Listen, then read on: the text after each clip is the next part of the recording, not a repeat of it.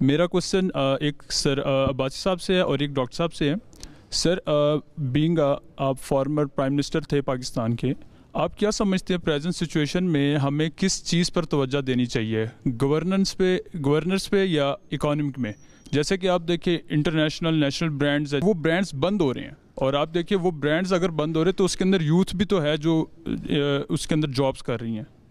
تو آپ کیا سمجھتے ہیں اس بارے میں ہمیں کس چیز پر توجہ دینی چاہیے؟ اور دوسرا کوشچن میرا ڈاکٹر صاحب آپ سے ہے کہ آپ دیکھیں جیسے کہ اپروکسیمیٹلی 65% آف ٹوٹل پاپولیشن ہماری جو یوتھ ہے, جیسے کہ ہم بولتے ہیں کہ جی فیوچر از یوتھ, تو آپ کیا سمجھتے ہیں اس چیز کے اندر کہ یوتھ کی فارمیشن اور ڈیسیجن میکنگ کہاں پہ یوز ہو رہی ہے؟ Thank you. دیکھیں جو آپ نے بات پوچھی ہے نا, یہ بات آپ کی جو تعلیم حاصل کر رہے ہیں اس سے لنکڈ ہے. پاکستان کی سب سے بڑی ضرورت کسی بھی ملک کی رول آف لاء ہے. رول آف لاء نہیں ہوگا کوئی انویسٹمنٹ نہیں آئے گی.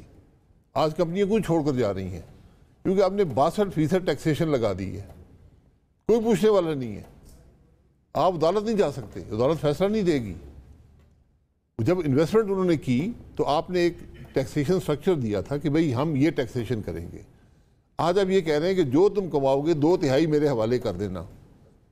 وہ آدمی کہتا ہے بھائی ٹھیک, کمپنی کہتی ہے بھائی ہم پھر آپ کے لیے کام کرنے تو نہیں آئے نا, کہ 2/3 آپ کوئی کام نہیں کر رہے, میری زندگی مشکل کر رہے ہیں اور میں 2/3 کما کے آپ کو دے دوں گا, تو لوگ چلے جائیں گے. اس لیے رول آف لاء پرائمری ہے ہر چیز کے لیے. میں 2 چیزوں کے اوپر شارٹ کمنٹ کرنا چاہتا ہوں. دیکھیں, ایک چیز میں آپ کو بتانا چاہوں گا 30 سال کی پروفیشنل لائف کے بعد, I've been to 18 countries. میں آپ کو یہ بتاؤں کہ یہ جو توقع اور خواہش اور امید ہوتی ہے بیشتر پاکستانی یونیورسٹی کالج یا کالج گوئنگ اسٹوڈنٹس میں کہ ہمیں روزگار جو ہے نا وہ حکومت نے دینا ہے, میں آپ کو سیریسلی کہوں گا کہ you need to recover from this. ٹھیک ہے, میں یونیورسٹی میں پڑھاتا بھی رہا ہوں, تو میں سمجھتا ہوں کہ آج بھی پاکستان میں جو اچھی یونیورسٹیز ہیں, اس کے جو اچھے اسٹوڈنٹس ہیں, آپ یقین کریں کہ جاب جو ہے نا ان کی ڈگری حاصل کرنے سے قبل ان کو مل جاتی ہے.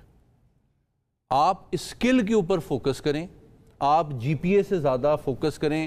مثلا آپ کسی بھی آپ اگر میڈیا میں ڈگری کر رہی ہیں یا آپ لاء میں کر رہی ہیں, آپ کسی بھی چیز میں کر رہی ہیں, آپ یہ دیکھیں کہ آپ ایک سروس پرووائڈر بننا چاہتے ہیں ایک سیکٹر کے اندر, آپ اس سیکٹر کے اندر کیا چیز آفر کرتے ہیں. آج آپ کے پاس دنیا جو ہے انفارمیشن ٹیکنالوجی جو ہے وہ سورس آف ویلتھ کریشن ہے اینڈ جاب کریشن ہے, تو آپ انوویشن کی طرف جاتے ہیں.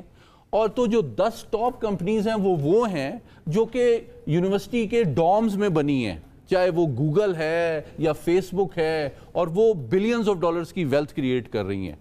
تو آپ کے لیے بہت ضروری ہے کہ جو ٹریڈیشنل نوکری حاصل کرنے کی خواہش و توقع ہے اس سے نکلیں, اسکل کو امپروو کریں اور تھوڑا سا انٹرپرینیورشپ کی طرف بھی جائیں. بالکل. اب صاحب جو دوسرے ممالک کی امیگریشن پالیسیز ہیں وہ بہت یکسر تبدیل ہو رہی ہیں.